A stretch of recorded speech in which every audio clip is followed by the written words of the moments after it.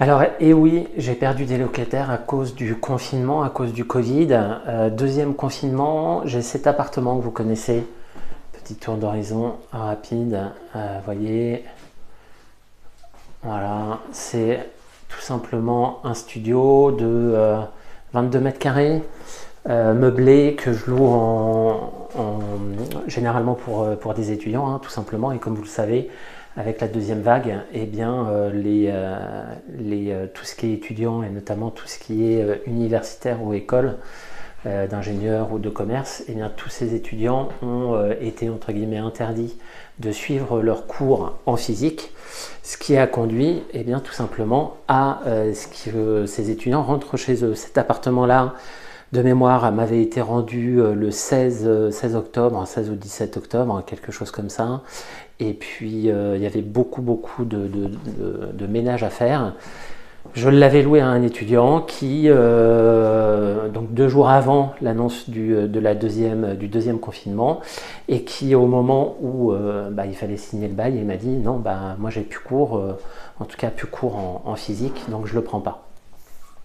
Ça arrive, c'est des situations possibles quand on est investisseur. On est entre guillemets un peu chef d'entreprise.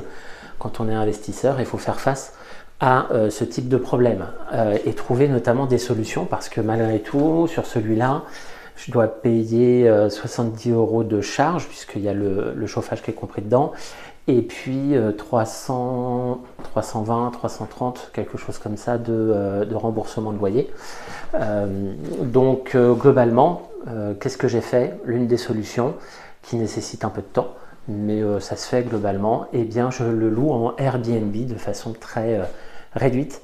C'est-à-dire que là, pour le mois de fin novembre et puis décembre, je vais globalement le louer en Airbnb à un tarif assez attractif. Alors, je ne fais pas d'investissement particulier pour le louer en Airbnb. Donc ça veut dire que j'ai pas la télé et j'ai pas internet, mais il y a toujours une demande en fait sur des petits prix. Et ce bien-là, je dois le louer pour moi 22 ou 23 € la nuit. Donc vous voyez, c'est assez sympa, mais il n'y a pas internet et il n'y a pas la télé. Et globalement, pour l'instant, ça marche relativement bien. Je demande à ce qu'il y ait 2 nuits minimum. Et donc en fait, il y a beaucoup de professionnels qui louent tout simplement ce type de bien.